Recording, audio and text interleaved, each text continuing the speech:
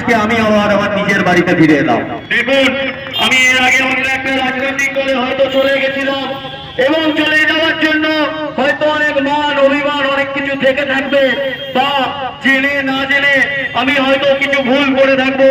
তাই আমি এই খোলা মঞ্চে সমস্ত কর্মীদের কাছে নত মস্তকে ক্ষমা স্বীকার করছি। যিনি প্রার্থী হয়েছে দেখেছেন তো, শুধুমাত্র প্রকল্পগুলো ছাড়া আর কিছু বলছেন না। মানে যেখান থেকে উনি কাটমানি খেতে পারবেন সেটা ছাড়া ওনার মুখে আর কোনো কথা নেই। বড় বড় কথা, উন্নয়নের জোয়ারে ভাবছে উলুবেড়িয়া। এতই যদি উন্নয়ন হয় তাহলে পঞ্চায়েতের লেখার বাইরে আর বিধানসভায় বন্দুক বাইরে দিয়ে আপনাদের কেন ভোট করাতে হয়? ক্ষমতাটাকে ফেয়ার ইলেকশন করিয়ে দেখান। ফেয়ার ইলেকশন যদি হয় তাহলে বুঝতে পারবেন জনপ্রিয়তাটা কোথায় গিয়ে ঠেকেছে। বন্ধুরা, আমি এই এলাকা সমস্ত মানুষকে বলতে চাই যে যারা এখানে দাঁড়িয়ে তৃণমূল কংগ্রেসের হয়ে খেলা হবে স্লোগান দেন, তারা জেনে রাখুন অনেক তৃণমূল কংগ্রেসের কর্মী আমার সাথে কথা বলেছে, তারা শুভেচ্ছা জানিয়েছে, তারা বলেছে তুমি এগিয়ে চলো, আমরা পেছনে আছি।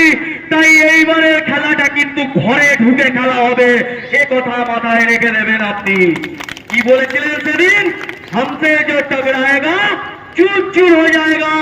अरे फूलू कुचलने के बाद भी मैं डराऊंगा। और क्या सोच रहे हो साहब, आगे जिंदगी अंदर है मेरी, अरे चुगलू टुकड़ों में भी चमकता रहूंगा। এই এলাকার সমস্ত তৃণমূল কংগ্রেসের কর্মীদের বলতে চাই, যাদের উস্কানি দিয়ে এই ভোট লুট করছেন, যদি কোনো বিশেষ অঞ্চলে এবারে ভোট লুট করার চেষ্টা করেন, কান খুলে শুনে রাখুন, আমাদের মেজরিটিতে যে অঞ্চলগুলো পড়বে গণতান্ত্রিক উপায়ে ওইগুলোকে দিয়েও আমরা জয় শ্রীরাম বলাবো।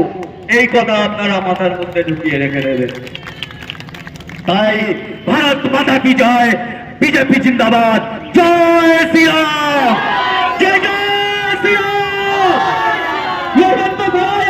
সবাই মিলে কাঁধে কাঁধ মিলে এই লড়াইটা দূর করার তো তৃণমূল কংগ্রেসকে সবাই মিলে হাত তুলে বলুন, জন্ম যখন হিন্দু খুলে, জন্ম যখন হিন্দু খুলে, জন্ম যখন হিন্দু খুলে।